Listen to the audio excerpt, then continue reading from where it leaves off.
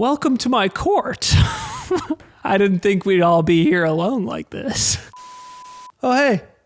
Didn't see you there. Did you know you can check out the lemonade stand page? Look, it's been some downtrodden years for the king. What are you doing? I'm trying to film the read for the Patreon. She's embarrassing. It is embarrassing. It is embarrassing. I'm here alone. I'm here. You left me alone. And it just, I like it. I like it. And I just want them to check out patreon.com/lemonade stand if they want an extra hour of the show every week. Oh, that's actually a really good idea. I've made Atrioc disappear because I forgot one more important thing about signing up for the Patreon. And this goes for all of our current subscribers as well. The evil corporation Apple tacks on a fee if you do it on mobile operating systems. And I recommend that you go make the subscription on a desktop device or maybe your Android, and then you'll pay the actual price we mean to charge you guys. Okay, and we're going to go to the episode. It's interesting. Look at the time, Brandon Ewing. Look at the time. What time is it, Aiden? It is 3:20 p.m. We were supposed to start at 2:30. What are we doing? I thought you'd take longer to put on this outfit. Don't speak to your king like that. Do not speak to your king like that. My lord, what wish we talk about today? See, I need you to be a little more like that. He's already The given people, up. they're clamoring for information. He's already given in. And What befalls our kingdom? The people need the information that they complain too much, especially the young people. Especially the young people.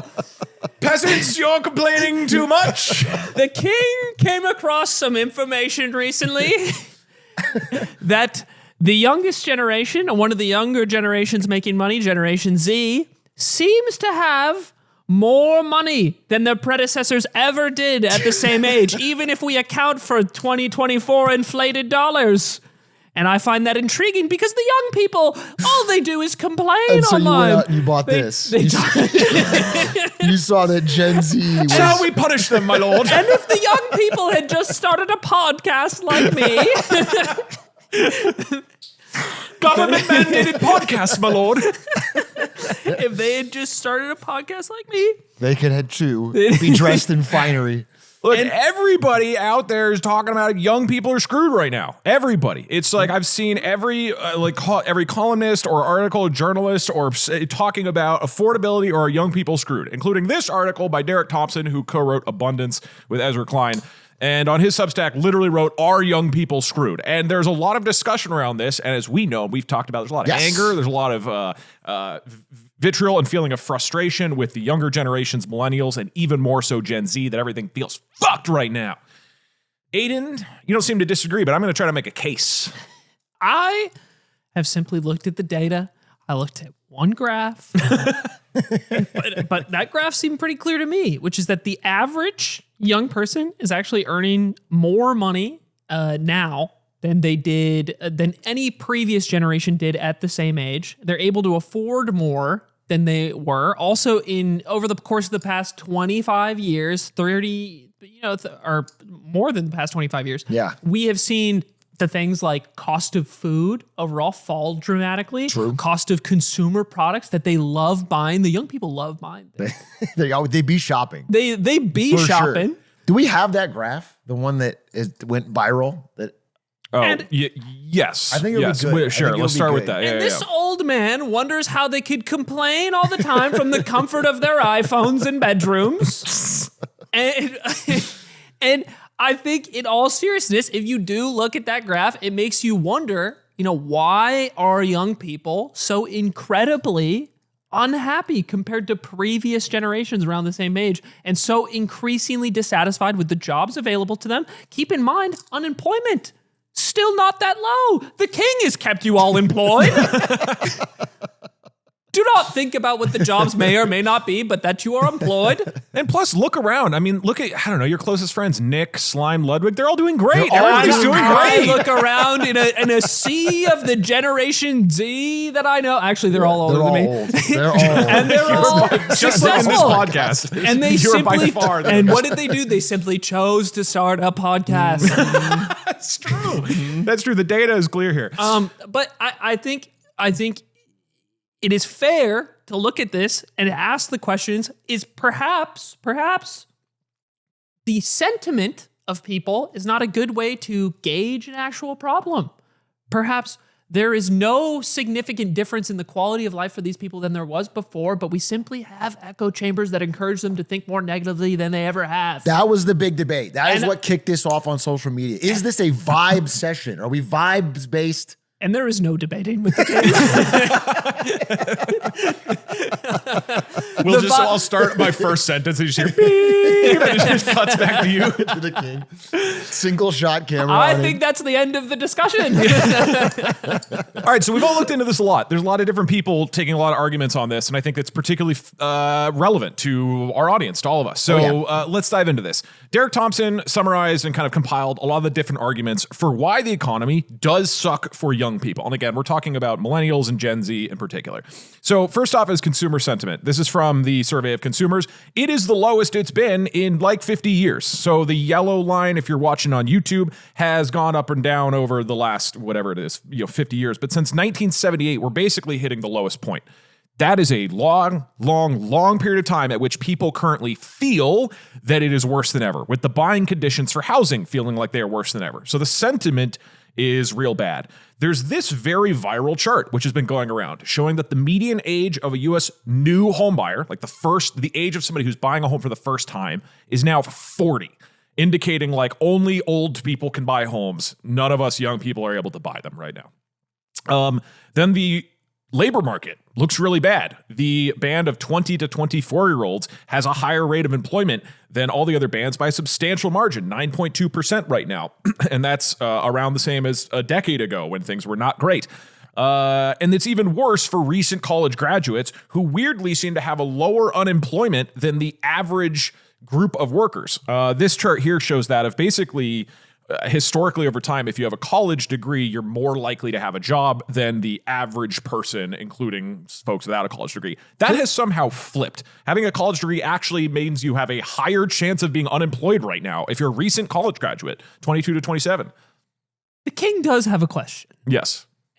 Aren't young people collectively, young people are always experiencing a higher level of unemployment than the older generation above them, no matter what era of time. Yeah, but scroll up.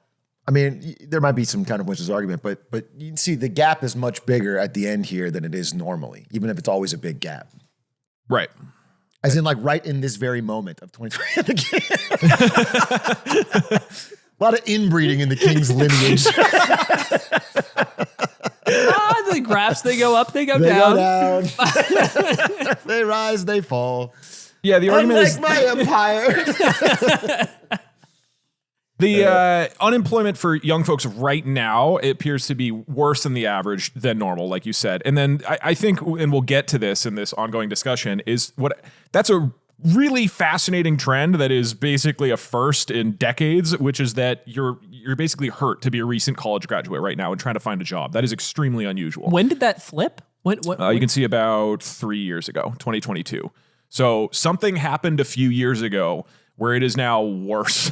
You're less likely. And again, this is, that's different than all college graduates. It's different than all workers. You're talking about people who have recently graduated college, which we will get into this later with the likelihood of finding a job. It's pretty insane. It's an insane stat. Like and we're one of the key things that we've told our generation, the Gen Z, Gen Alpha has told you have to go to college. That's what gets you ahead. And that is proving to literally do the opposite. That's crazy. A counter argument the king might make of that he heard from his grandfather, who's even older than he is, is that the young people have too high of expectations when they come out of college. They will not seek the jobs that are best fit for them. They want to make $200,000 a year out of their college degree. And how unreasonable is that? Far be it from me to contradict the king. But you might say that Editor, cut that out. if someone took on 4 years that they weren't working and then spent that time learning and accruing debt, they have to have some expectation of a higher salary. So they were lazy for 4 years. They're not going to take any old job because that won't cover their student loans and the... Shouldn't have taken on such large loans. Perhaps it falls to the individual's responsibility to pick an adequate size of loan to go to school. You know, the king has a lot of good arguments. Layoffs since 2003, they're getting higher than ever. A lot of layoffs have been happening quite recently over the past few years, and it's just spiking dramatically in 2025. And unemployment expectations, again, this is sentiment of people feeling like they're at risk with their job and their employment, is the highest it's been in like 45 years. There's not a ton of evidence that AI is necessarily destroying jobs right now. I personally tend to believe that it's companies are using that as an excuse. I haven't seen a lot of evidence that AI is literally replacing jobs yet. It's more that Microsoft wants to lay people off, and then they say AI is the future, but it doesn't seem to be relevant. However, that's a whole other discussion we'll get into. But what is true from economists at Stanford researched that the intro-level jobs that are most exposed to AI seem to have a relative decline in employment. So it seems that maybe not people are getting fired because of AI, but roles that would have been open to humans are maybe hiring less often because of AI. So job growth is slowing because of AI rather than laying people off. But again, this is a very new topic that is being developed. So, you know, the conclusion for all this is obvious, right? Young people are completely fucked. Obviously, if you look at all these numbers, this is horrific. This is awful. And Derek goes on to make a counter argument. But first, I want to hear the counter argument from the king. Any of this data seem fishy to you? Anything that feels like, you know, maybe young people aren't considering something? The king's... King is cough. The king's primary argument has to do with some of these indexes relying most heavily or most dependent on things like consumer sentiment or we could say vibes. And my son who's young, and he has noticed. I thought you were the Gen Z king who was wealthy because Gen Z so wealthy. We're talking about the prince. We're talking about his 24-year-old prince. I'm talking about my 24-year-old prince.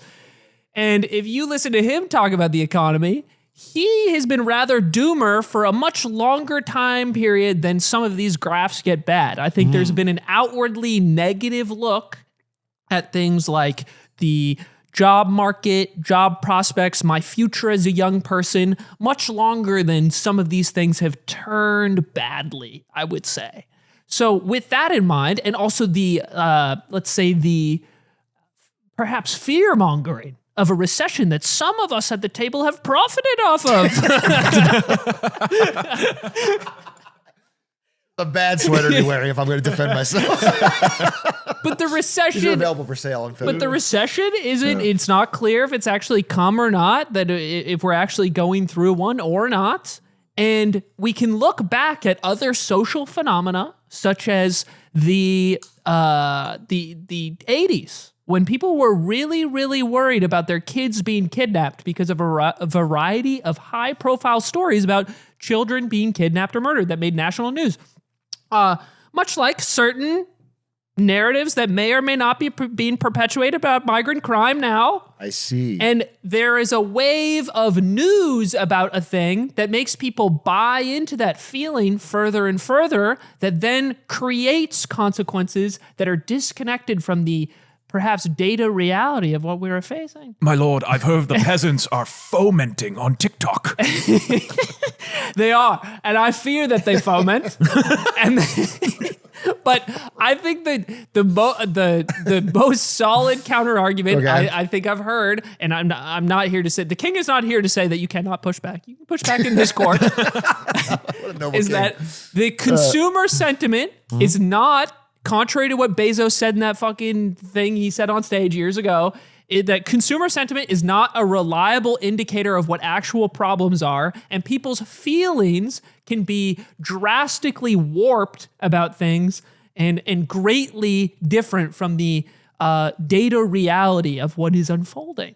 And it seems like that may be the case for a great many things here. The king feels that the young people may be complaining unjustly. Things are great for the king. And things have been. How could things be bad for the young people? Things could be bad. How could they be bad for the young people if they've been so good for the king lately? That is true. That is a great argument, actually.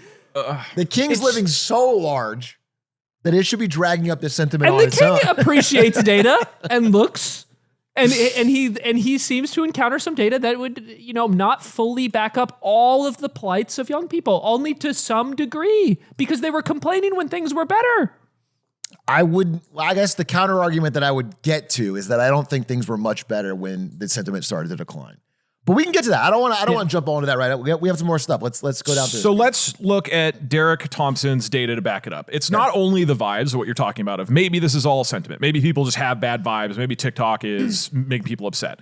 And to be clear, Derek Thompson is very clear. Like he says in this article multiple times, I know how obnoxious it is for me as a middle-aged guy to say you're not actually screwed. He acknowledges young people. It's bad. It's bad. So he's not saying it's not bad. However, here are some counter arguments to those same arguments that we made earlier. So first is that article about housing, where it says that the median home buyer is now 40. Like you have to be 40 years old to even have a chance at buying a house.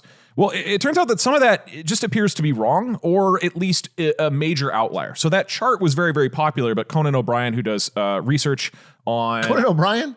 The comedian? Excuse me, Connor O'Brien. Connor O'Brien. Like, wow, Conan's doing a lot in his free time. Who does a lot of studies and research on this stuff, basically looked through a wide variety of other sources about first-time home buyers and did not see any major change. The American Housing Survey does not show a change in the age of first-time home buyers at all. And you can actually look at, so this is from the New York Fed, finds that first-time home buyers hasn't changed in terms of that age. It's still like early 30s. If you look at agency MBS data, which I looked into this, essentially mortgages, information about them has to be reported so you can get a rough sense of age groups and who's getting mortgages for homes. More than half of the people who are getting mortgages for homes for the first time are 34 or younger. And that means the median has to be age 34 or younger, according to this data. So his conclusion is that the folks who made that viral graph, which is like, oh my God. The National Association of Realtors. Right. So the National Association of Realtors made this graph that has been sort of viral recently, and saying the first-time home buyers, the median age is 40. He's saying all the other data seems to not back this up and seems to show that it hasn't actually changed. And his conclusion is the National Association of Realtors seems to have changed the way that they pull data or something like that. So one of them is wrong, but this is like American Housing Survey microdata through 2023. Again, it shows first-time home buyers at 33. So quite possibly it seems that at the very least, the people who pulled this data and said the average age is 40 for a first-time home buyer, it's a major outlier from what most people are saying. So that's the first argument, is that might just not really reflect reality here. The second is that housing is actually falling, or let's say the cost of housing is actually falling for a lot of people, because it's not just one housing market in the United States. There are many different housing markets. A fact that I wasn't able to personally verify, but in the last year, more than half of U.S. housing markets had falling rents. That is true. Okay. Yeah, 100%. I looked into this as well, but if rents and housing prices are falling in some markets, it's usually a sign of like real stress in them. Like it means there's probably fewer jobs there. Or there's other, it's correlated with pretty bad economic outcomes. It's not like things are going down because. At the same time, then you get into this of like, so here's Austin, Texas's rental market. And so you can see that it has spiked dramatically in 2022 as there was a huge surge into Austin, and that it has been falling massively. And the argument is, well, they've been building way more housing than everybody else. And if you look at the amount of housing that they actually permitted, this is from Storage Cafe, who pulled this from the U.S. Census Bureau. In the last decade, they permitted 135,000 homes. And then you compare that to San Francisco, which same-ish population, only 34,000. So there's an argument that actually, if you build a shitload of housing, the rents actually drop. No, I fully agree with that. I'm just saying that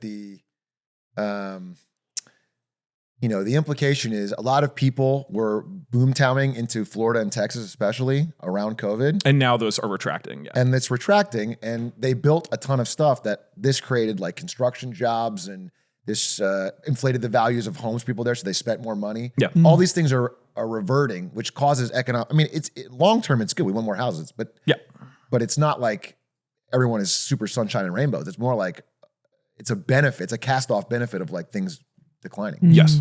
So the king's third home in Palm Beach does not bring in as much as it once did. The Airbnb is not going so good for the king. So that's an argument that's being made. Is like, look, yes, rent continues to go up in San Francisco, but it's going down in a lot of places around the country.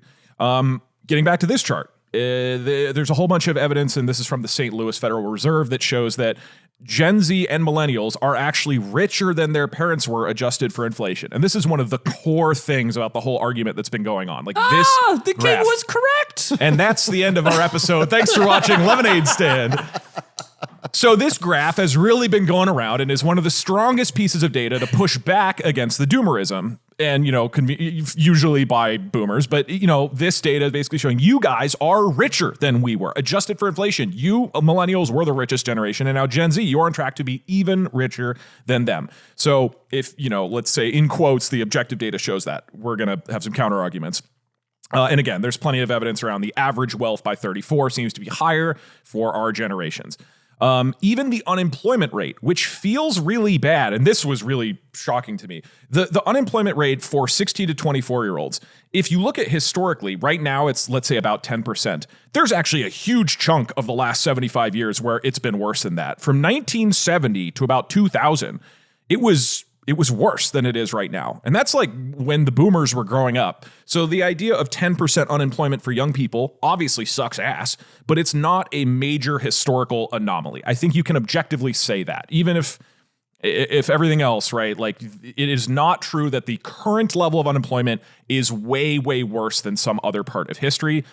Again, it blows though. So that's what Derek Thompson ends. He says, look, here are the arguments for, here are the arguments against. I think this situation sucks, but on some objective metric levels, it's actually not as bad, especially looking at this thing of like, adjusted for inflation, you guys are actually wealthier than previous generations. King, anything you want to cap off before we begin making the peasant counter argument? I mean, it's just the data speaks volumes. Look at that line. Okay. My lord, is higher. It's like I can feel you. I can feel you just exploding with the counter argument. But I want you to be careful in the presence of the king with the words that you choose. I do recognize your authority. You are the king. You are quite wealthy. The king thinks back to when he ran tournaments for the video games that he played, and he carried a CRT both ways. Princess Peach, of course. And now what do the kids have? As much money as they want to buy the flattest TVs imaginable, the lighter in every way. Okay, let's get to that then. Let's talk about that. So wait, hold on. You got to talk into the microphone. Ow! He has yelled, ow, for those listening. Okay. So we have this graph up that shows that Gen Z and millennials have more dollars, even adjusted for inflation. And again, a graph that has no source on it. It's similar to the National Association of Realtors graph. No. This is St. Louis Federal Reserve. So this is backed up. Like, this is from the Federal Reserve Bank of St. Louis. They have a whole bunch of takeaways. Yeah. All right. It is real. Because before we even get to this, I mean, how you adjust for inflation. Yes, that is extremely important on a graph like this. And there's different ways you could take that. And also, this is a general thing I have across most of these graphs, is that they use averages across all of Gen Z. And what we're seeing, not only in Gen Z, but in all generations, is real marked divides among different economic cohorts. So like averages don't often do a great way of explaining what people in the bottom end of, for example, the K are really feeling. But okay, this is the graph that I think is worth talking about with regards to this. Because you can easily have more dollars and yet feel like you are poorer relative to those older than you in getting certain key things. So this is price changes of consumer goods and services over the past 25 years, 2000 to now. I would like you guys to guess Actually, how do we want to do this? What's the best way of doing this? What if I name a category and you tell me up or down? That seems like the best way to do it. Cool. Okay. I'm going to name a category of item and then you tell me if it's gotten more expensive.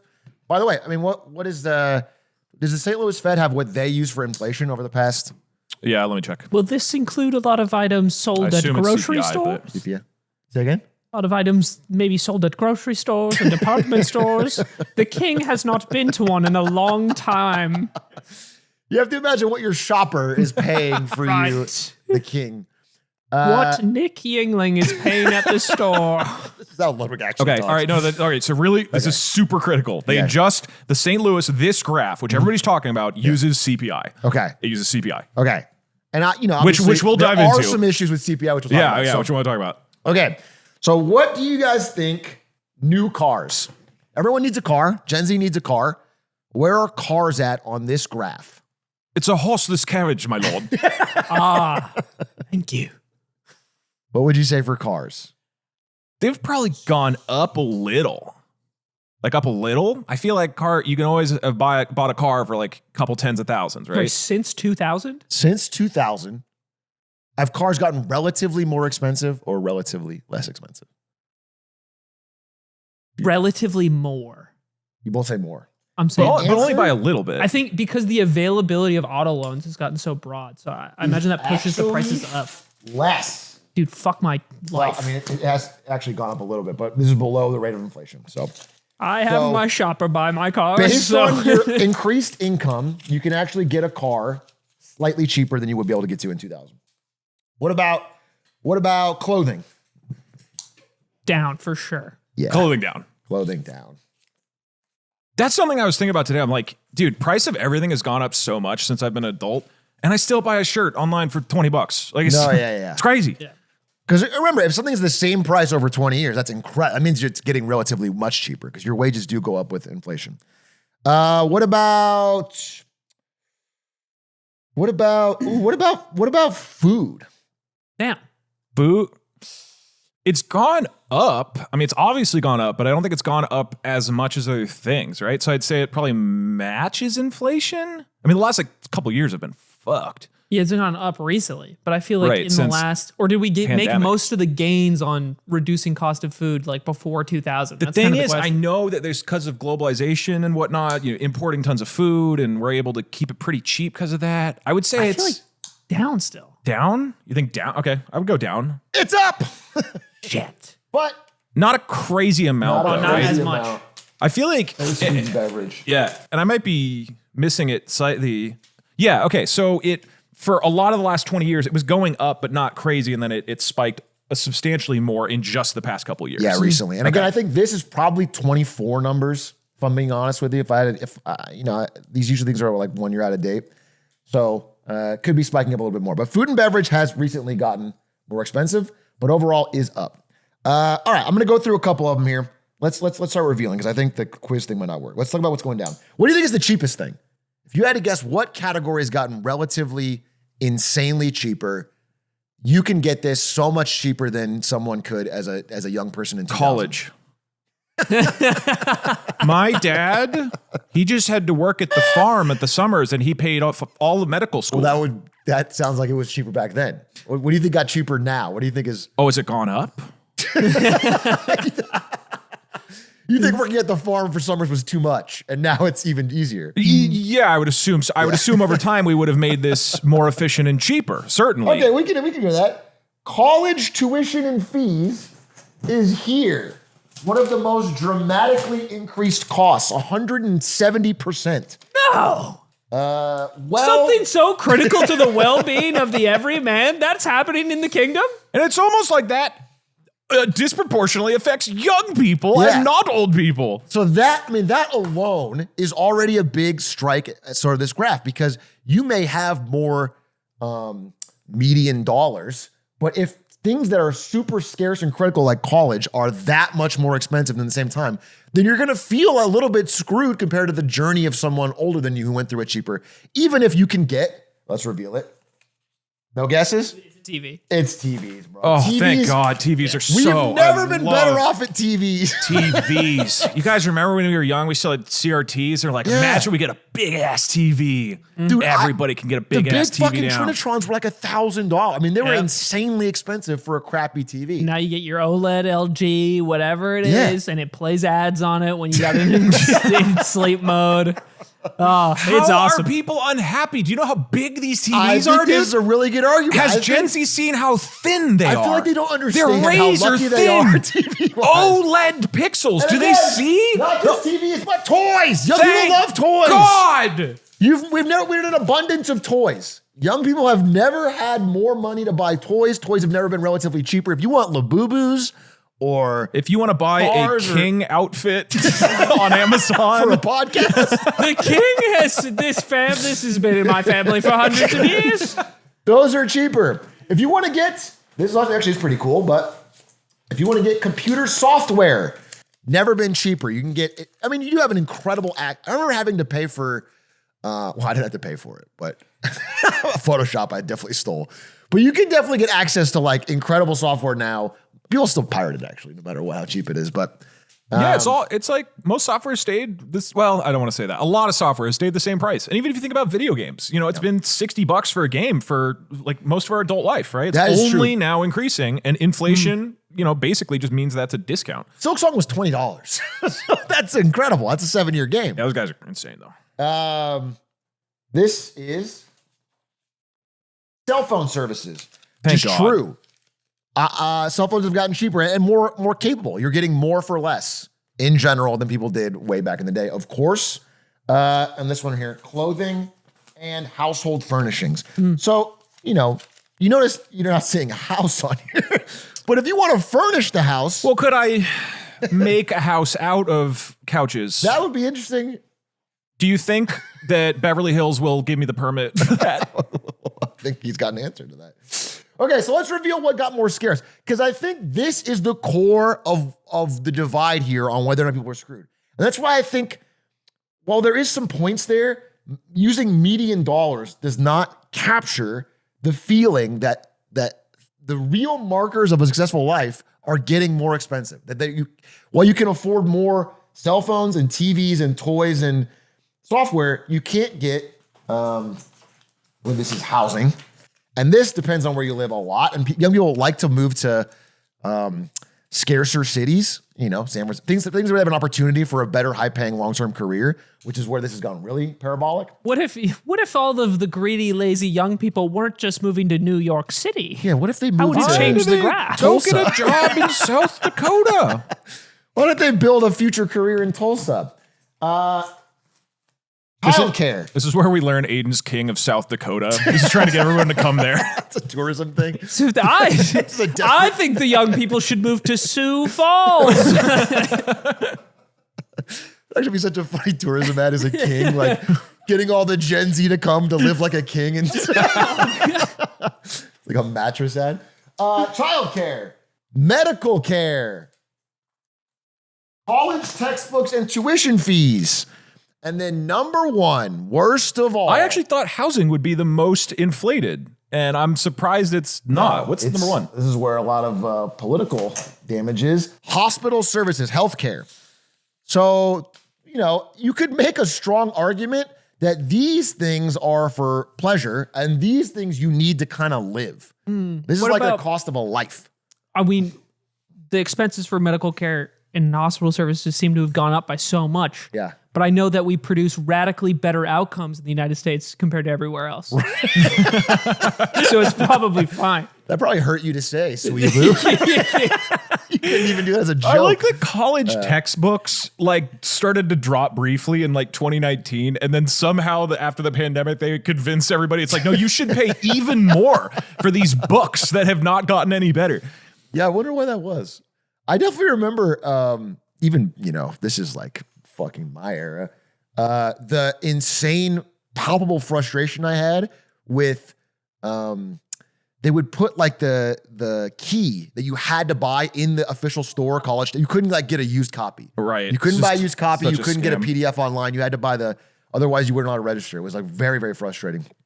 So this is like, I think this is the general high level counter argument, which is that telling people they are better off just because they have more dollars is missing some nuance on the things they really want, which have gotten out of control. They want a college education to have formerly to have a chance at a better career. Well, you're even mentioning that right. was Even the value of that is drawn. Yeah. And I didn't see that graph, the one you showed of college education having a higher unemployment rate than non, but I have seen one that and I should be clear. It's not that having a college education makes you worse off. It's just that it's no longer an advantage. Right. The average worker, which includes everybody, college degree or not, is actually better than you if you're 20 to 27 with a college degree. So important to say it's not having a college degree is worse. It's just not benefiting you in the way it did. But the thing I saw from that was especially for men, which is that it was a graph that basically said that there was absolutely no advantage they were given to getting the degree. So they were just 4 years behind, and they were in terms of employment rate. Yeah, they were getting out of the market, which was pretty insane. So I don't know. Thoughts, King? Is this anything? Should I throw this away? The King is not impervious to data, and he can begin to see the shape of your argument that perhaps some of the most essential things that you have to spend money on as a young person eat up a larger and larger portion of your budget, which he would guess would leave you with less disposable income than you did before to save and put away. And I would also say, go on this one more thing. Another thing that's gone up like this, other than just housing, stock market, but they haven't had the chance to get on they haven't owned when it was cheap. So the chance to buy assets is also out of their reach. So they have this cash, but they're buying generational highs in housing and stocks. The things they really want, which is college and healthcare and childcare, are up. And what I would say is, if it was just vibes, if they were actually doing really well, you'd think you wouldn't see such a precipitous decline in having kids. And constant reporting of. I'm just saying, I feel like there's actions that are also showing negative outcomes, not just polling sentiment. I feel like King would argue that the King has been listening to Nick Fuentes, and Nick's saying it's the women. The King's son showed him rumble.com, and he's been an avid viewer recently. And in all seriousness, on the birth rate thing, I'm not sure if that is. We could do a whole episode on birth rate. Now it's definitely more than just income, but there's a lot of evidence that when people have not just stable income, but some kind of free time, the birth rate goes up. And so there must be some correlation here, especially with cost of childcare rising so rapidly. Is that true though? On the birth rate thing? I think isn't that the big problem with the birth rate? If we took that as its own standalone problem, or, potentially connected to this, which I think it does have connections to this, but on the whole, even if you control a lot of these costs and make a lot of these circumstances better, you don't just see birth rates skyrocket. It seems to have a deeper tie to industrialization than it does to there's factors like this. Definitely truth to that. Yeah. We should probably do a deeper episode on it. There's no nuance, King. I like it. You'll have to have all the babies. He's like my evil advisor. He's like, here, King, take your iPad. Take your iPad and keep swiping. You'll have to evoke Prima Nocta. You've been on a weird Prima Nocta kick. Prima Nocta is coming back, all right? In Japan. We keep going out in Japan, and then Doug would be like, what if we get a couple beers in Prima What else is there to talk about, dude? If you don't know, by the way, Prima Nocta is the right of the king to have the first night with any wife when you get married. I want my country back. The king is not opposed. Okay, dude, on this CPI stuff, I didn't realize this until we dove into it this week of when everybody talks about inflation. I mean, you go because you see you have something, but no, one more thing was just there was a graph you had where you said sentiment.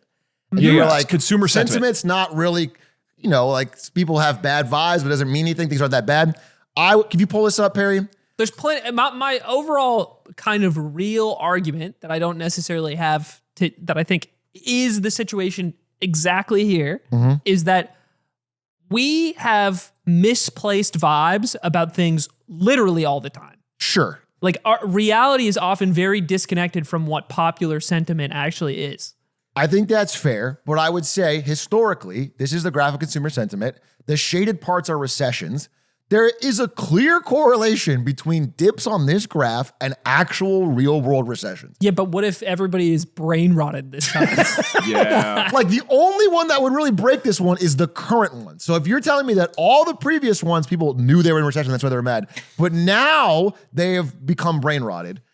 There's a possible argument that like the internet has changed something about sentiment and people and vibes are worse. In the previous recessions, like in the 80s and 70s, did they have TikTok?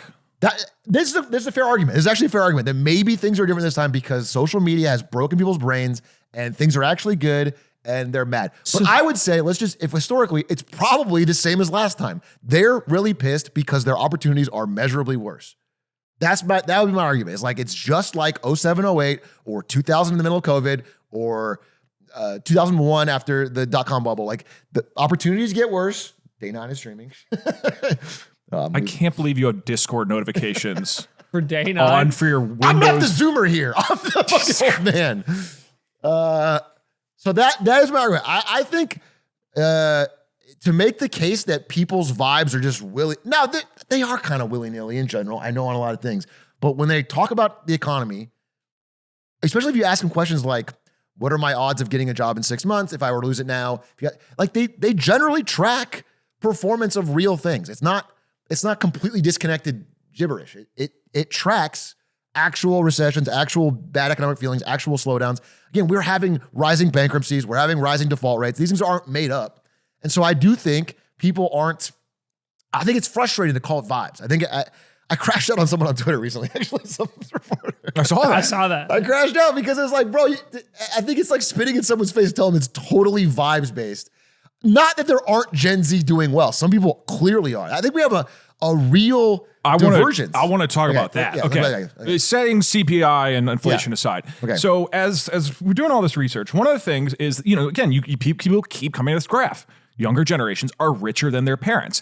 And one of the things that Derek brought up was like, oh, well, in the last 5 years, and we've all heard about this, more people are investing in the stock market than ever before, right? The GameStop craze and the crypto craze and all this has made far more people, the average person, invest into the stock market earlier than they did before. Whereas in the past, that used to be kind of an old person's game. You'd spend the first couple decades, you buy a house, later decades in your life, you invest in stocks. And so imagine that you're somebody in Gen Z or a millennial who started investing in the stock market in the last 5 years. I'm in that category, right? Once I had saving money in whatever it was, I was, when I was 30 or something like that, I started putting my money into the S&P 500. S&P 500, the giant index most people invest into. If you look at the history of the S&P 500, which you could very roughly correlate with where people are putting their savings. From September of 2000, it was $1,500 to buy one, what's it called, stock in S&P 500? Like a unit, I guess. One unit in the S&P 500. 1 gram of the S&P 500. Give me a gram. Show up to So Wall if Street, you- itch it, fiending. If you do a line of the S&P 500 back in 2000, you're talking 1,500 big ones, okay? And then 19 years later, in 2019, it finally doubles to $3,000. It took 19 years for it to double. It has doubled again in the last 4, okay? So 5, excuse me. So the S&P 500, one of the main indices that people are investing into, has doubled at 4 times faster than it had in the past. This is an insane explosion of wealth. And so for people like me who put some money into the S&P 500 4 years ago, I'm like, oh, wow, holy shit. This is incredible. Stock markets are awesome. And there are probably many people in Gen Z and the millennial generation who've done that. And so when we look at these graphs of, oh, they're actually wealthier, this is going to account for that. It's going to fact that somebody's savings that they put into the stock market 5 years ago have fucking doubled. That's crazy. The king did have this thought when he was looking at one of the other graphs, is that your barrier to entry, like it was comparing wealth of these of like the boomer generation at the same age, right? And it's so disproportionately lower. And so many of those, like when you go that far back, the bottom rung of the ladder to getting into a house was so much lower, right? So you had the ability to save your money and then buy a home which wasn't necessarily skyrocketing in value for like much of the previous century, right?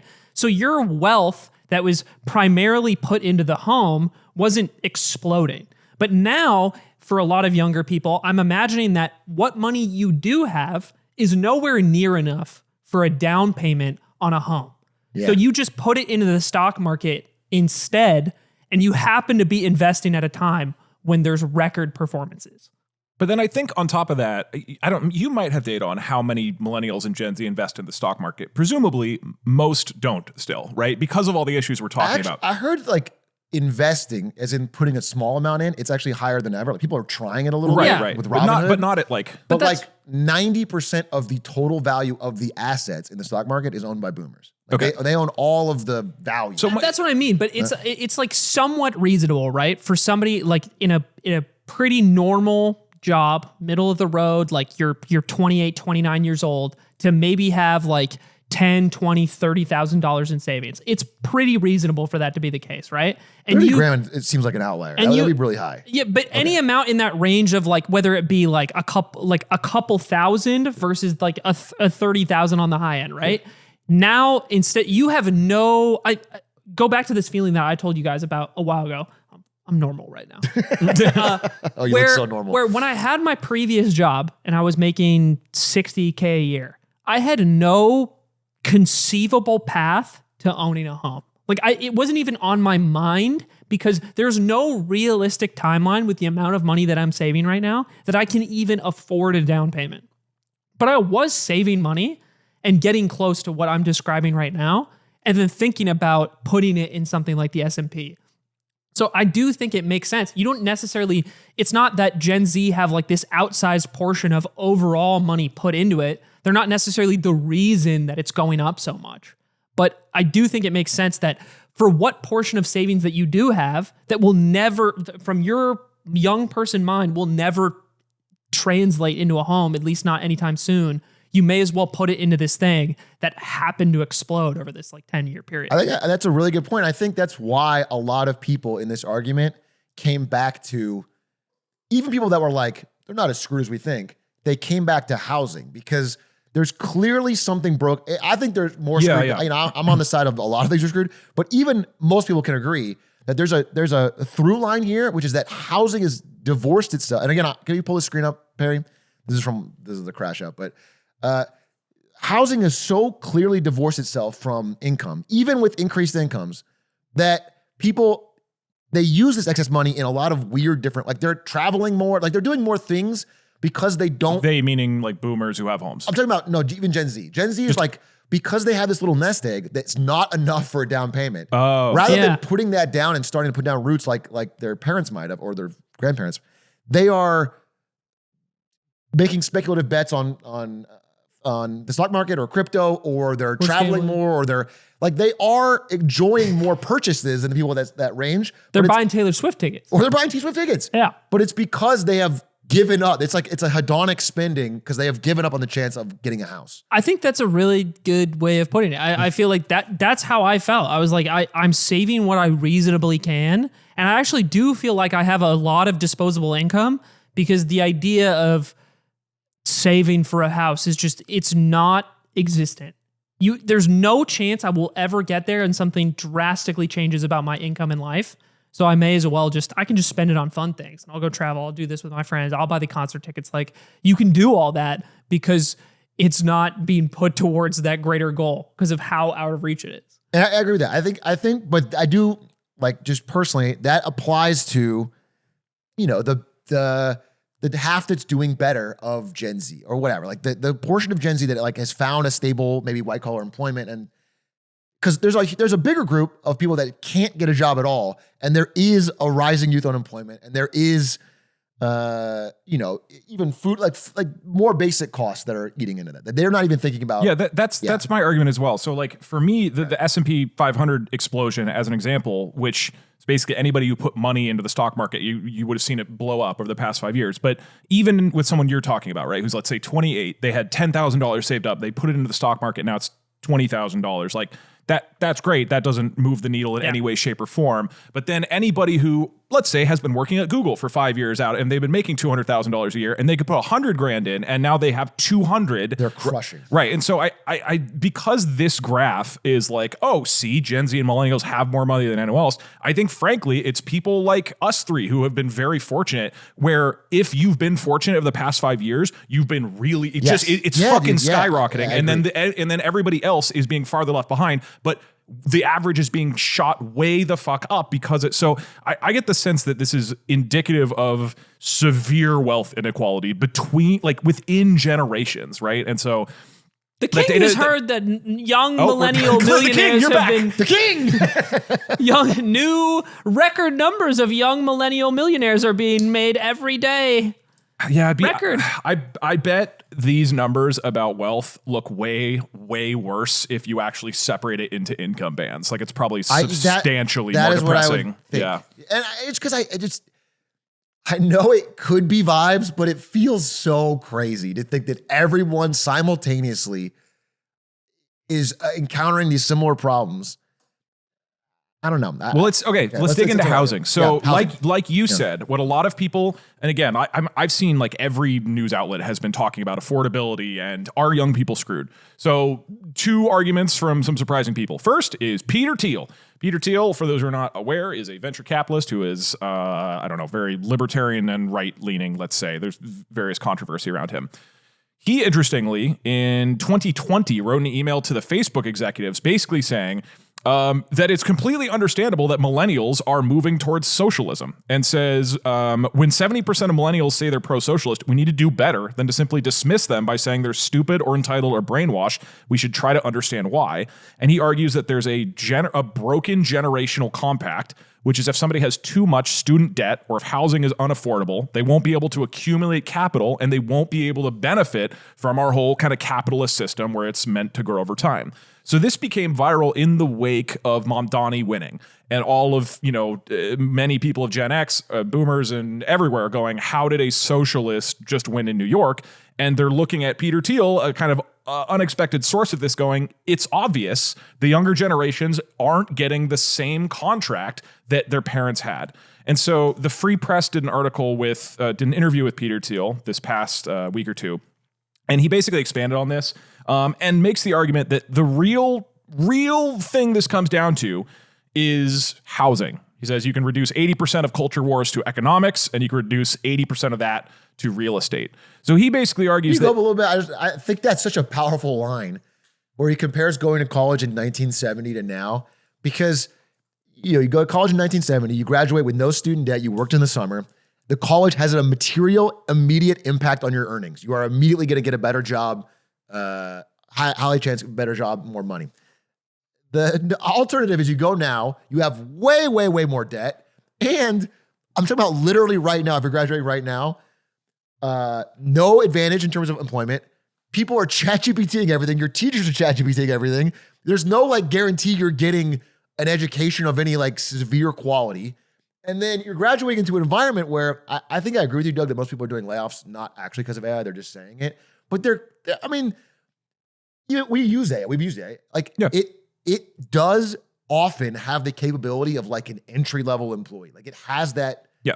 And to be clear, I think it is harming entry-level jobs, but just not in the way that people, it's not like— It's not the layoffs. I agree with you. I think the layoffs are not what's going on. They're looking to dump the people no matter what. Yeah. Right. They're using it as an excuse to hire less, basically. But if you are a company, one of these big companies, and you see AI is getting better and it does entry-level stuff, you're clearly going to be more safe about throwing up a bunch of open roles and trying to hire things. And more so, you're rewarded in the stock market right now if you talk about how much AI you use. Right. So you are incentivized to not hire people and brag about how much AI you're using, even though in practice right now, AI is not having a big impact for most companies and most economies, right? So everybody's talking about how great it is. And again, even for me, who's generally an AI optimist, I think the benefits have yet to be seen. I'm an optimist because I think where it could be in the future, nobody, I think, is sincerely making the argument that, oh my God, it's revolutionizing everything right now. It's I'm reading this article. Yeah. Through my glasses. And it feels like Peter Thiel he's not touching on how lazy people are. Yeah, he didn't mention that at all, which is kind of— People used to be harder working back then. And he also fails to address the TikTok concern That is a concern. We should talk about that soon. But yeah, I think Peter Thiel is very smart in this article and really just says like he tries not to speak categorically and basically just says, look, we have screwed people over. Like our generation have screwed people over. He has a quote that's like, boomers are strangely uncurious about how the world is not really working for their kids. And I'm just like, yes, thank you. I don't understand. Anyway, so talks about this and then says like, yes, of course people are going to move to socialism. I think essentially it comes down to housing. If people feel, both because of student debt and the price of housing, they can't accumulate capital, they are not going to buy into a capitalist system. And his argument is people are less supportive of communism and socialism, then they're just angry at capitalism. No Opinion also, so this is an economist who I don't always agree with, but found an interesting graph from Ben Glasner, which is from the Economic Innovation Group, that shows that he also makes the argument of housing is ultimately where this doomerism is coming from. He shows the same data about, the current generations are wealthier, but he says homeownership rate across the generations. Gen X has still not caught up to the same level of home ownership that boomers had, meaning that Gen X has always had a lower percentage of home ownership than their parents, or I guess, whatever, their older brothers. And then millennials, our Atrioc and my generation, we are just now catching up to Gen X, but we're still nowhere near boomers, right? So it took us way longer than Gen X did to start getting homes, but even then we're behind the boomers, and Gen Z is currently a small gap from us. So there's this argument of like, look, the boomers and the silent generation, they were the ones most able to actually get a home relatively early in their life, and the next kind of generations are struggling. Basically follows up a lot of the same things that the other does, and says, look, the vast majority of Americans build their wealth. Like if you're on the middle class, you build your wealth through a home, and if we lock that out, if we lock people out of that opportunity, that is a fundamental break of the American dream and the feeling things are going to get better. And obviously just the core sense of like, I'm going to build a family, I'm going to put down roots. Mm-hmm. And so even if we talk about vibes, if the vibes are particularly bad because of this one issue housing, I think it's a real valid argument to go, well, that actually might be the most important thing, right? It's not just where you live. It's also the way that you would build your wealth long-term, and it's where you would build a family. And that feels broken to people fundamentally. Yeah, I mean, when I did that Gavin Newsom interview, I said radicalism is win no house. I agree with you. I agree with you 100%, Doug. I think, I don't know that I agree that it's only housing, because I do think, maybe hospital or college. Yeah, and the argument is just it's the prime thing, I agree, right? Because I think, like you said, once you have a house, I don't know, I think it's a calming thing where you feel like you have roots or some piece of society. Right. Instead of being adrift, like you're a cog in someone else's machine that are just there to deliver Uber Eats or whatever until, you know what I'm saying? Like this is like a getting on the ladder kind of thing. And feeling like you can't do it is incredibly demoralizing, incredibly alienating. And it makes you, I think, more radicalized, more unwilling to listen to politicians yap. I want to read a comment from a guy on this Peter Thiel Free Press article, which just feels it encapsulates my frustration. The more we've done research for this show, the more I've become upset at boomers, unfortunately. This is from Rick H. in response to Peter Thiel. USA's older generations, which includes me and many here in the comment sections, have 1. Left younger folks in the US with $38 trillion in debt to fund nice retirements and healthcare for us older folks. 2, set up a system to encourage young folks to go into insane levels of debt for what often turns out to be useless college educations to keep aging professors and administrators employed. I think that's a bit of an exaggeration, but 3, set up a system to enrich themselves by artificially inflating home prices. Mm-hmm. We did this by supporting government policies and electing officials that implemented all this. And then in quotes, capitalism isn't working for young people, more like government-enforced intergenerational theft isn't working for young people. And it's just like, God damn. So I appreciate the awareness, and I just get the sense of like, dude, what's fucking crazy is right now, like this year, there's this big push in a lot of these states, especially no income tax states like Florida, to get rid of the last tax that hits boomers, which is property tax. Property tax, yeah. So like the boomers get houses, back here. The price inflates all the way up here, and now the only tax they have to pay that funds schools, roads, hospital services in their area is property tax. And they are flipping out about it and using their last gasp of political power to rip that out, which means all those things are paid for by the remaining smaller amount of younger people. It's crazy. It's so frustrating. I think this guy's pretty much spot on, which is like it's using the power of the government to steal money from the working people and give it to the older people who already have all of the money. I don't want to get I try not to get like too riled up because, you know, ultimately like my parents are boomers and I love them and they're great people. And every boomer I know, I don't think ever was like, yes, we should spend $38 trillion for us, the boomers. But collectively, it feels like it's going to go down as like the most selfish generation ever. Like, it's just unbelievable to me that this is the system that we are being left with. This is what a lot of our episodes turn into this. I know. The king was hoping that... Let's get our pitchforks. The argument would be more in support of the older folks like himself. King is getting a little sweaty in this cape. Did you know the king likes skateboarding and Taylor Swift? I'm like you. No, you're right. I do. Dude, I just ended up ranting about boomers every time we talk about this because it's just, I think this is horrific, like the way the system is set up. And then the last thing is like our political system is a disaster. It's boomers sitting around in Congress doing nothing. It's like, how does that possibly inspire hope when the people who might make a change are boomers who just keep voting for themselves or not doing anything? Sorry, King. Yeah, I spoke out of line, sir. We don't have to go into the whole Graham Plattner thing, but I was just reading a stat, which is, if Graham Plattner gets elected this time around and then serves 36 unbroken years, like 6 full terms, he would still be younger than his opponent if they won today. So like, I think this kind of thing just frustrates people, bro. I think it rightly does. I have a counterpoint. What if the king is most deserving of rule? Experience matters. Maybe there's something to it. Have you considered that the king has the finest blood in his veins and he deserves to have the money? And my good friend Peter Thiel, it seems it's weird to see him on the side of the young people. He talks about the Antichrist a lot. When me and Peter, we meet every week to discuss the way that I will be rolling out my surveillance program. And your blood boys. And my blood boys. Well, I actually taught Peter about the blood boys.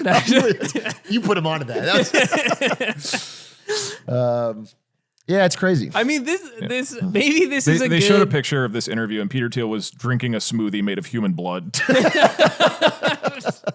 Made him smarter. It's smart. He's spot on. Like Bella in the last Twilight movie. She's just hitting the cup. Yeah, exactly. Hitting the cup like it's lean. And then, wait, one more thing. If you could show this graph. Because you talk about government spending $38 trillion in debt. There's just a really, really unavoidably strong correlation between when we drastically increase the money supply and then 12 to 15 months later, we get massive inflation. Like, it happens consistently over and over again. And we always act shocked. Like, where did this inflation come from? What the hell's going on? We're all trying to find the guy who did this. Out the guy who did this. And it's like, there's no fucking secret. There's no, like when they make the choice to borrow or print money we don't have to fund something, it's not magic. It's not, there will be a consequence in some way, but we as a society just collectively but Merlin told me it would be different this time. So I think that's frustrating too. But was there more on this? Like, I think there's a lot of ways we can go this direction. I think it is interesting. To me, one of the biggest learnings I had from this is that when people talk about inflation, it is talking about everybody in the economy, right? That's referencing what boomers are currently spending. It's referencing what somebody's middle age is spending. It's referencing what a young person is spending. Not only that, when you talk about CPI, they choose how much to weight each thing. There's something crazy like college tuition is 3% of the CPI, meaning that they don't account for the cost of college very much. That's only like 1 to 3% on average, whereas something like medical care is really higher. Food is 14%, transportation is 15%. But if you're a young person, that doesn't reflect what you actually spend money on. If you are going to college, a gigantic portion of your life and lifestyle depends on how much college is going up, and that went up almost 200% in the last 2 decades, right? That is way above what your salary went up. And so I think that's a really important thing is people talk about, oh, well, you're richer accounting for inflation, but inflation broadly does not reflect you in your age demographic and what you actually care about. If all the things you care about went up by 300%, it doesn't fucking matter that inflation only went up 80%. Right. Crazy. No, I think I that's a really powerful point. I'm too riled up. How do we, what's a positive thing? What's fun about all this? Dude, this was depressing reading all We this didn't stuff. talk about the TVs. The TVs are TVs are really huge. huge. God. They're really thin cheap. and they're really cheap. I mean, if we're being real, it's like you can, but then they make the TVs bad at the same time because you got to go into the settings on the LG TV. Roku and you puts gotta- ads in my TV. And you got to take off. Why are they doing that? You got to take off the motion smoothing. I will You gotta fully take off the defend. motion They're smoothing. better. They're just people aren't remembering enough. Shopping for a Perry, TV. bring this up. Look at this. Look at that monitor. Sorry, keep going. I'm just gonna pull up monitors in the background. Used to get like a 480p TV was a fucking $1,000. I mean, it's insanely better now. Do you know how Monitors are so much cheaper than they used to be. You They're so can get cheap. a fucking 6 monitor. Your time Silk is Song's up, Patreon. And then we wonder why everyone is just fucking gaming addicted. I mean, the only part of this I felt like we glazed over a little bit. The king is realizing he was very disconnected from, perhaps the plight of the younger people upon the exploration of the data. Is that on the unemployment front, even though unemployment is relatively good across the board, we did make this distinction between like your college degree no longer helps you in the same way that it once did. The quality of jobs that people have now, like young people being pushed into lower quality gig work positions that would qualify themselves as unemployed, and this separation. I think a big theme of what we talked about here is this attaches to this other thing we've been talking about, this like K-shaped economy where people are an exclusive number of people are splitting off into like higher level lucrative positions, Elysium. while a lot of people desperately try to find just jobs to make it through every week that are their employment and they count as employed, but they're not in a good spot. We got a quote here from this FT article that came out today. An affordability crisis is sweeping the U.S. High prices of food, rent, and healthcare force lower income Americans to cut back on necessities. Here's a quote. "It feels like everything's just closing in around us, honestly," said Anissa Camacho, a 26-year-old florist in Bethlehem. She recently moved in with her grandparents because renting was too expensive. So I obviously want to tell her that she's an entitled asshole and that things are better for Gen Z, that she should not complain. Right. Look at the graph. Maybe sure. Well, did she see the new Samsung monitor? It's yeah, and huge. I think she's not. She's actually deliberately leaving that out, which is a bit of a miss on her part. But she says, "I work 2 jobs. My partner works 2 jobs, and it just feels like we're scraping for crumbs here." So clearly, this person exists. There's a cohort of people who feel like this, and it's not vibes for them. On average, I'm sure there are people who are doing well, but these people exist, and I think in increasing numbers, and that is what's causing this polarization in the. Okay, so I do want to get your guys' honest opinions on this. How much do you think social media is affecting this stuff? Because I think it's got to be to some degree.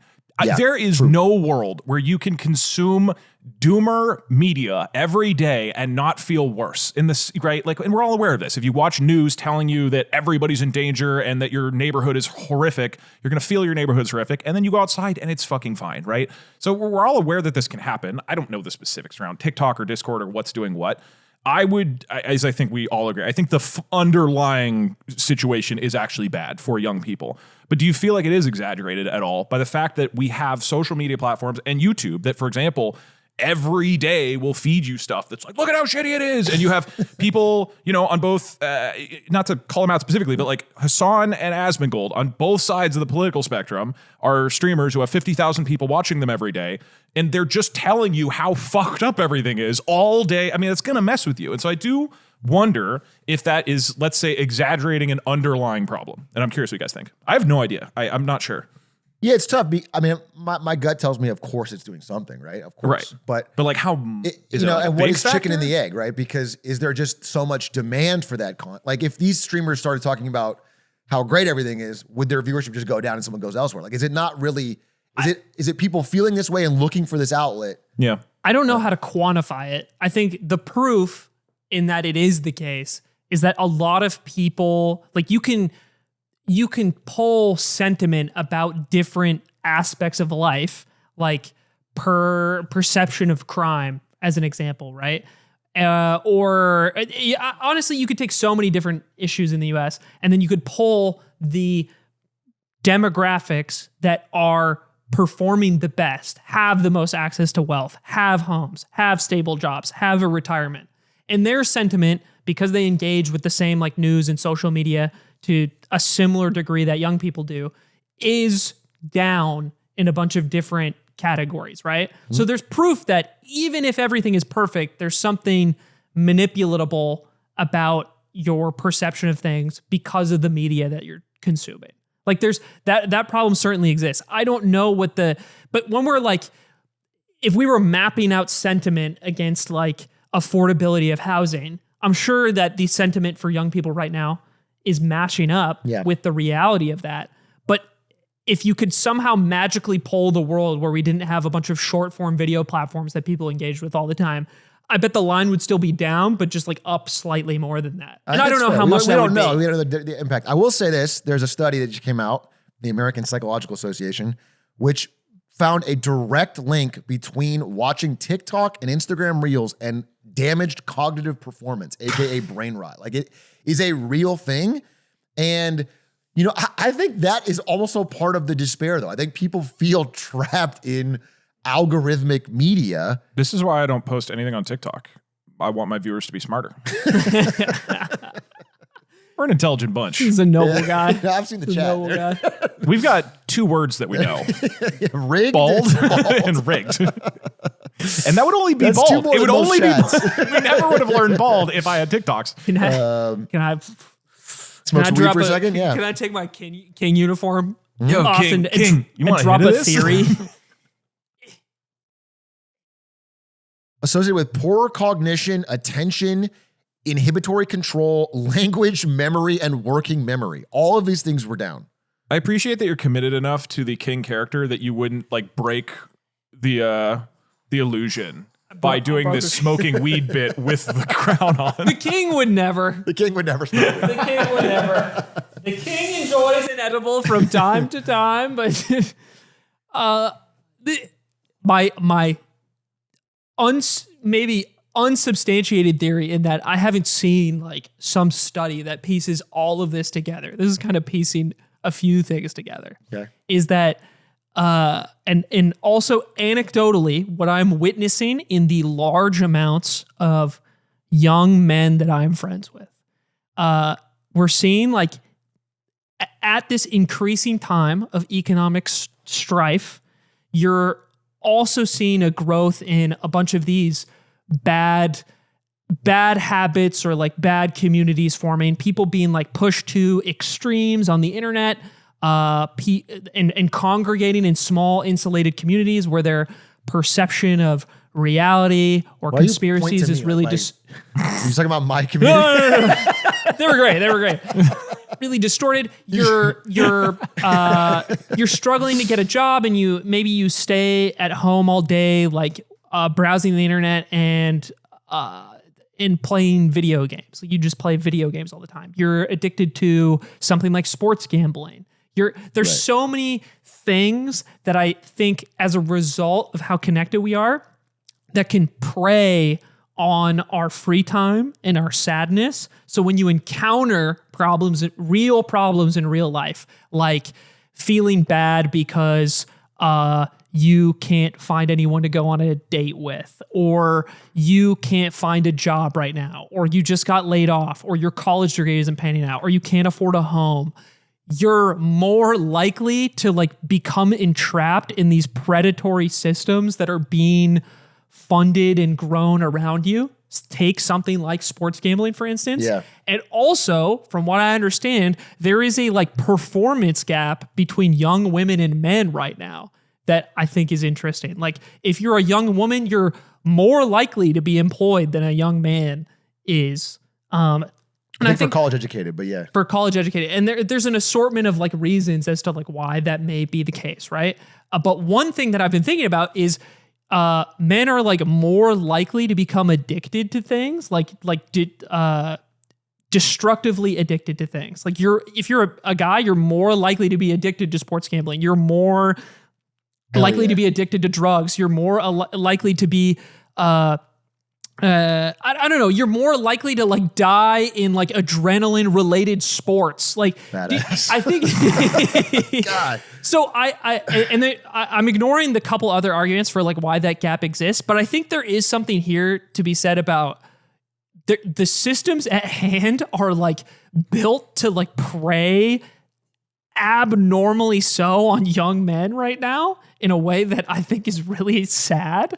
And it doesn't mean young women can magically afford homes right now. It's just that anecdotally in my life, all the young women I'm friends with are like more stable, put together, like happier people. And they're still struggling to afford homes. A lot of them are getting laid off, but they like find jobs quicker. They're more like, I would say they're more productive and engaged members of society than like all of the men I know in my life. And I think there's something to be said about like all of these things, like psychologically, you're more likely to fall down some like psychological rabbit hole as a guy right now. And then all of these systems are like built to acquire as many like users and take as much money from you as possible. No, I agree. I think there's something uniquely vulnerable young men that's getting hit with video games, porn, and fucking sports gambling. Like these three things are just, they're just running roughshod over a generation, bro. They're going fucking crazy.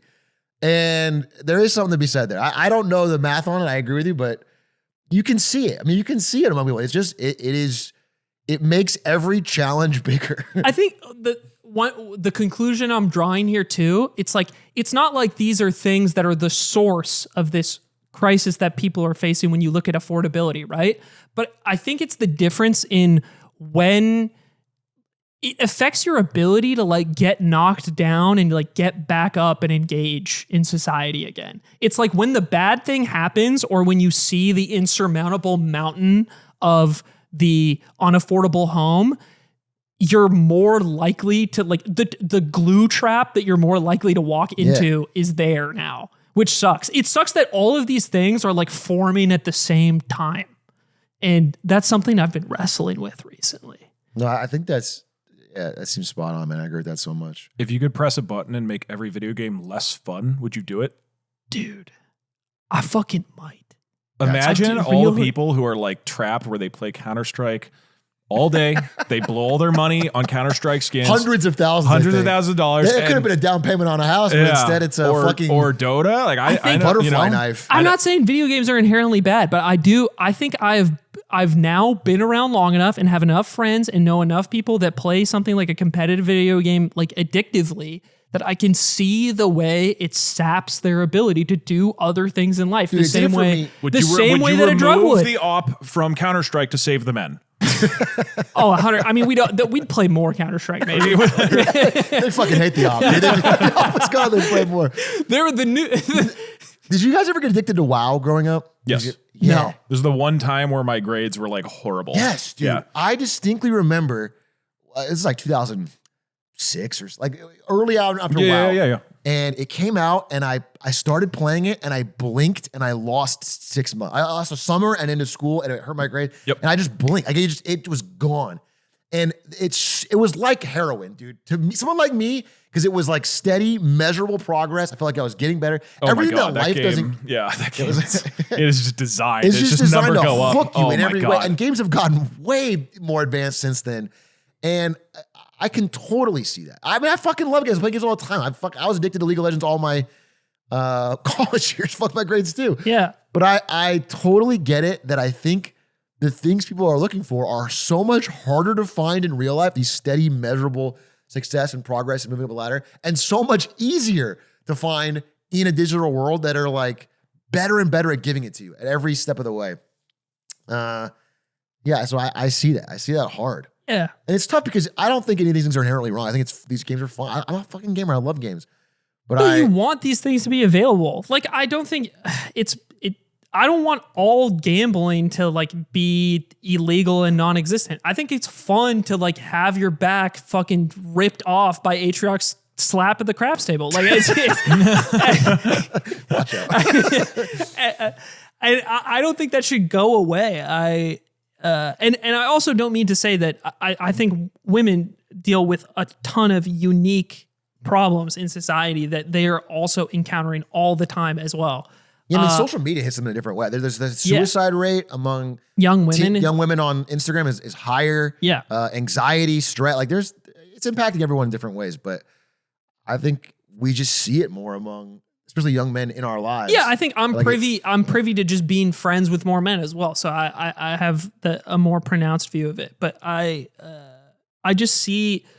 I think when I do compare the men and women in my life that are around the same age, I see the women finding success in hard times in ways that the men seem to be like unable to do.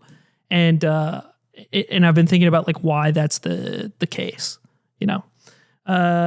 Okay. Well, you know what? You guys want to, you know, just ending that on a very maybe bit of optimism. Okay. Is just now the political kind of trend is towards affordability, like that term, Yeah, affordability and abundance. And like, that's what Mamdani, I would argue, largely won on, right? He just focused on the affordability of living in New York City. And that was like the main thing. And everybody else was talking about the normal political stuff. He was like, no, this is what I'm going to do to make this more affordable, right? And like that really resonated. And even this morning, I saw JD Vance was like, he made this tweet and it's mostly attacking other Republicans or whatnot and about Ukraine. But essentially he was like, after 4 years of house pricing doubling, many young people feel priced out of the American dream of home ownership. And later says, our administration is working hard at this. Like a lot of politicians now are talking about affordability. So I think there is hope that in theory, if the political system decides that that is the big measure of what people care about, there might be really substantial momentum in this direction. Whereas I just don't I haven't heard this type of vernacular from anyone really in our lifetime. So Yeah, I will say I'm not giving him credit. No, I understand what you're saying. Yeah. I would just say that not only Vance, everybody. I mean, after the Mamdani win and the horrendous Trump polling lately, there's been a switch flipped, and everyone is saying affordability. Everyone is saying it. They've realized that is the ticket. You know, we're gonna have to parse who means it and who doesn't. I will say, as a canary in the coal mine example, Japan is now talking about affordability a lot. In Japan, we've talked about Japan, and they are preparing a massive stimulus bill to deal with the cost of inflation that resulted from their last stimulus bill. Like, we might end up a world where nice, nip that in the bud. Yeah. Like, my biggest fear is that because everyone's mad about affordability, we get politicians who do counterproductive things. So, yeah, but I agree that like, I do think that people are finally recognizing it. Yeah, it's at least clearly being like recognized both more. Sides, everyone are like, oh shit, this is the issue. We can't just ignore this anymore. So that's at least mildly encouraging. Yeah, I agree. Speaking of Japan, you guys want to talk about a little update to? Yeah, what's going on? Because I haven't been paying attention since we got back, and I've been seeing headline after headline of how China they're ramping it up in the wake of Japan saying that they'd step in for Taiwan. Yeah, that's the long and short of it. Japan said they'd step in. China said, well, we'll behead you for that. And then it was a little bit of a tiff. And it was kind of expected, like, they would back channel, solve this, move on. It has not been solved. The escalations keep continuing. So China, one of the first major things they did was encourage every traveler in China to not go to Japan. That was the first thing. And then a bunch of people canceled their flights, causing some economic damage in Japan. Then Takaichi kind of doubled down. She called Trump to try to get him in on it. For the first time since 9/11, a Chinese leader started a call with an American president. It's always been us that engaged first.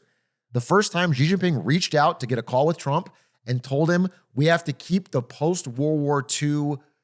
He made a lot of World War II references to how we beat Japan.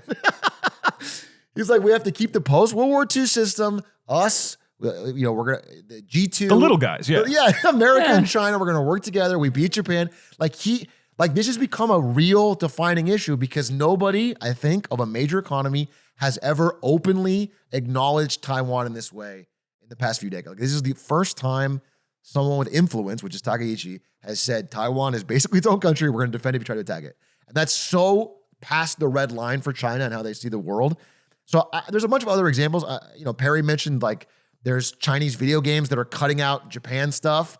I know that there's, I don't know if you have any feedback on like what was just said there. I'll pull up some of the examples, but it's wild.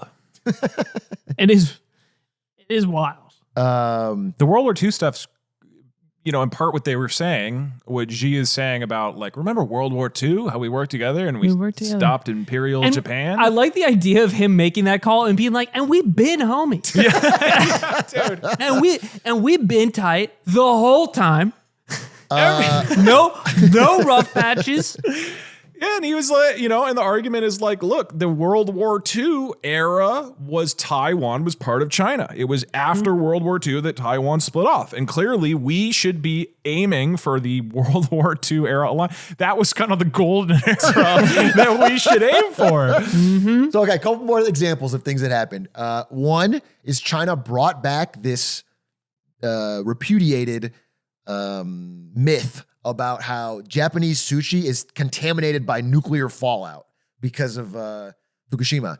And so we can't be eating it. And so they stopped importing of sushi. Taiwan is labeling all Japanese sushi as like hero Japan sushi. And they're trying to get people to buy more of it. Obviously, they can't make up for the Chinese laws, but I thought that was pretty funny. There's been military drills all through the water space between Japan and China, especially around those islands that we mentioned in our last podcast, the Senkaku Islands. Wonder what the sentiment is in Taiwan, because I can see it going kind of two ways of awesome. Somebody's like stood up for us in a public sense. You're like publicly acknowledged. This is cool. Thank you for the support. And then another way of, guys, shut up. You're rocking the boat. Yeah. You might be making things worse. And I'm curious what sentiment is more pervasive of those two, or other feelings that may be the case. My understanding is that those are the exact two pieces of sentiment that are split along party lines in Taiwan. Okay. The current ruling party, the DPP, the Green Party, is very, very like pro-Taiwan independence. So they love this. Like, this is a big moment for them. But the other two are more like, we're just going to get along with China. We're going to, just like, don't rock the boat, keep things going. And they don't like this at all. Concerts from Chinese stars have been canceled in Japan and also blocked from Japanese J-pop stars in China. Like, there's like a cultural, like it's, all I'm saying is every day, like you mentioned, there's new headlines. It's heating up. Like, it's not really de-escalating. And I don't see a path for it to de-escalate unless China gets Takaichi to back down and say something like a public apology. Is that what it would take? Like, that's what they would want? Because it feels like one of those things you can't take back. The U.S. ambassador to Japan also came out and stupid. super explicit. It was like, we back up Takaichi. We absolutely have, like, I'll find the exact quote for Really? it. But yes, it was like very, very explicit. Trump didn't do that, but our ambassador to Japan very publicly did and was like, we have Taiwan's back. China is used to bullying people. We got him. So it's we be heating doing up. that? I mean, now it's like, I don't know. like, this is a big, every day this is a bigger story, is what I would say. Do you think that we can ask people about this in China when we go? It's like maybe dead ass. It might be the one thing I we think this is the can't one really thing we ask. can't do. I think Taiwan is the one line. Because I've heard I've actually, the general feedback I've gotten is that it's not as uptight as we make it out to be. And you can people will tell you their opinions there. Yeah. It's not this like insane thing where like people can't talk about like public figures and stuff like that. But my understanding that this is the one thing you should. This is their red line. This is like their biggest thing. They Okay, all right. This is from a U.S. ambassador to Japan, George Glass, last Thursday, said, this is a classic case of Chinese economic coercion. And I just want to say directly from the president and from myself and from the embassy for the prime minister, we have her back, referring to Takaichi.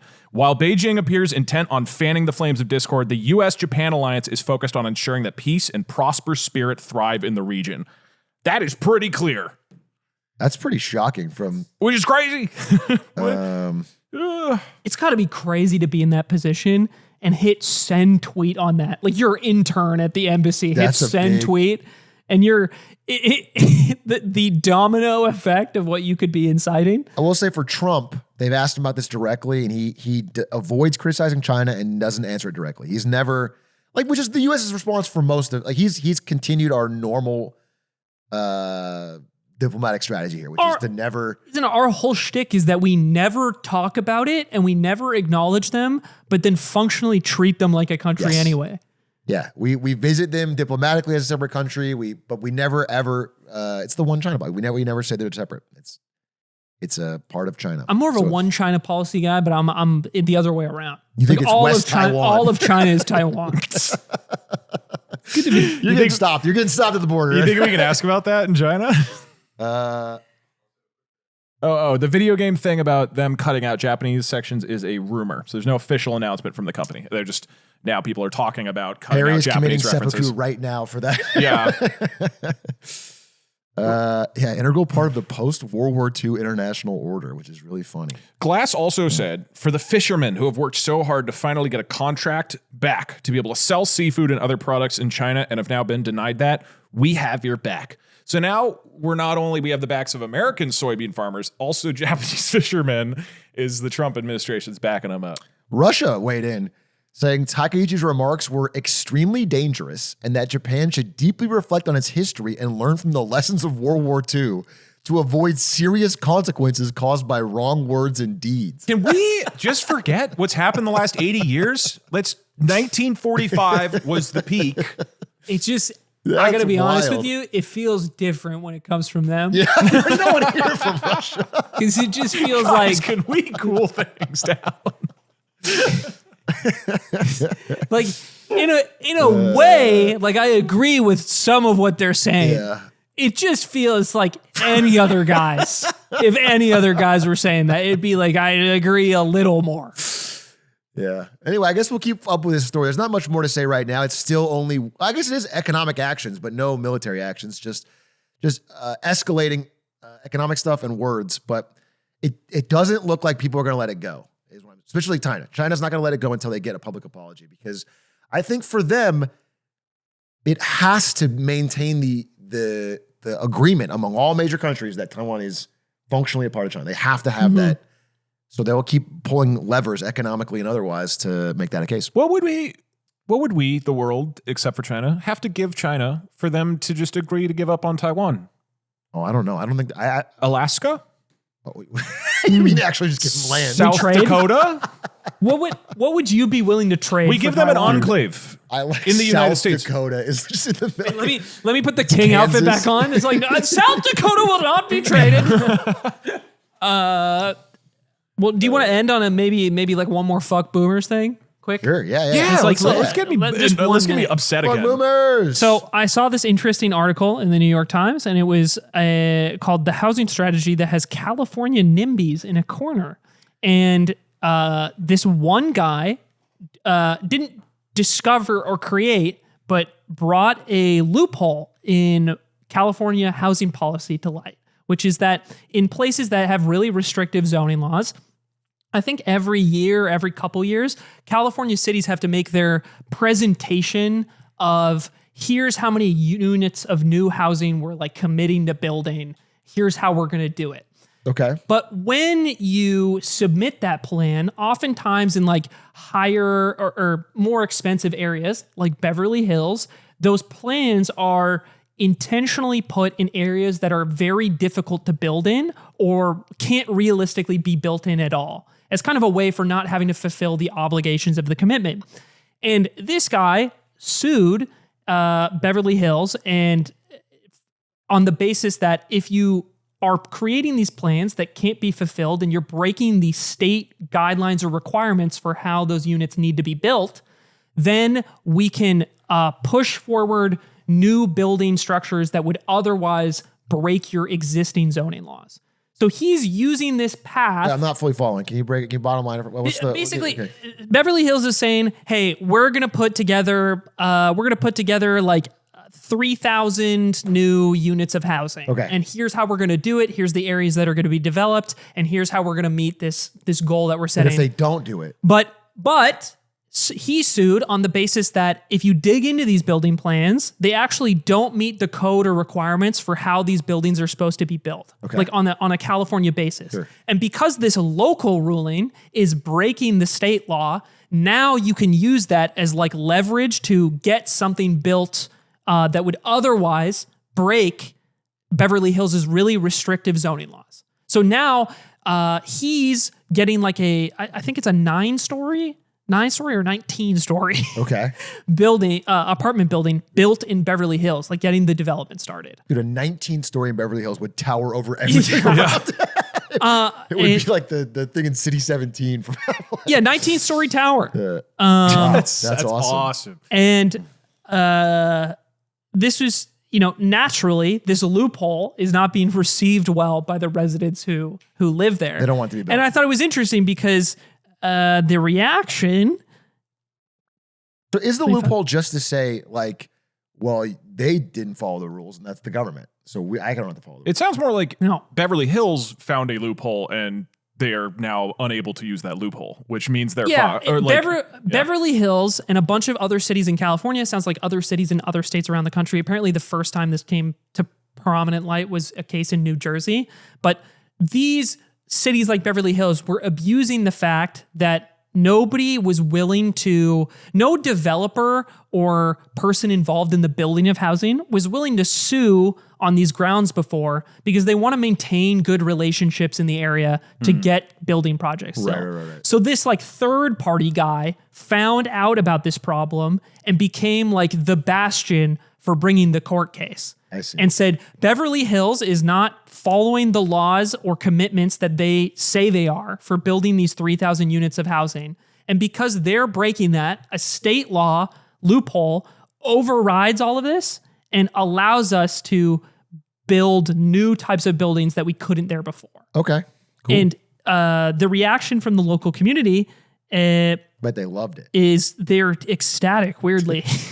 Like time and time again, the story we've heard is that people like don't like changes to the neighborhood. People, they make up all of these excuses. Yeah, the Pez dispenser, right? They called it. And anything but saying this lowers the value of the home that I am currently in. And from the quotes in the article are, none of us are opposed to affordable housing, said Kenneth Goldman, president of the Southwest Beverly Hills Homeowners Association. But a building that's almost 4 times the city's height limit, you don't have to be a NIMBY to say that's just so far out of line, he said. But I think, how dare they? and I read this section and I was like, well, what's in line, Kenneth? Yeah. Because we're not making any progress. Yeah. It's not like anything is substantially changed in affordability of Beverly Hills homes. We should lower that guy's property tax. That's what I think. Yeah. And then he'll have the economic incentive to make more. Yeah, I'm sure he will. And I just, on the whole, the boomers are ruining society argument from earlier, the quote stuck out to me when I was reading the article of like, anytime there's kind of like ground made, because this whole thing in this article is this guy is stepping up to sue and get a building made in this way, or getting a developer to make a building in this way, because there's been no progress in any other common method before. Yeah. Beverly Hills is blocking housing developments and projects previously. So it's not like you were taking a good faith approach to this prior, and now you're upset this 19-story building is getting built instead of like a 10-story one. And I found that frustrating. I'm glad it's 19 stories. That's sick. Yeah, it's cool. I mean, I worry they'll find a way to get them. They might. They always find It's a way like to the get 'em. richest people in the country all in one little enclave. They're going to find a way. They're going to find a way, but it is fucking cool that he got that through. I just hate the language they use. It's always like, we love affordability. We love it. It's like, oh God. It's so important to me that we have it. It doesn't make any Just sense. this particular that example, it would be right here. This one doesn't work in my backyard. Thank you for joining us on another week of Lemonade Stand. If you want to join my kingdom, you can check out patreon.com/lemonade Sioux Falls, South Dakota. or move to Sioux Falls, South Dakota. To all our boomer viewers, we have a Patreon episode where we talk really nicely about you. We saved that because you have the money. We pretend for the Zoomers in the free version. We promise we're all on your side. I will 180 all of my values for money. Wait, we were talking about adding a tier 3 at some point. It's got to be boomer tier. Dude, the boomer tier where we just glaze. Yeah. Talking about how hard they had it. Thanks guys for watching. See you guys. Thanks, everybody.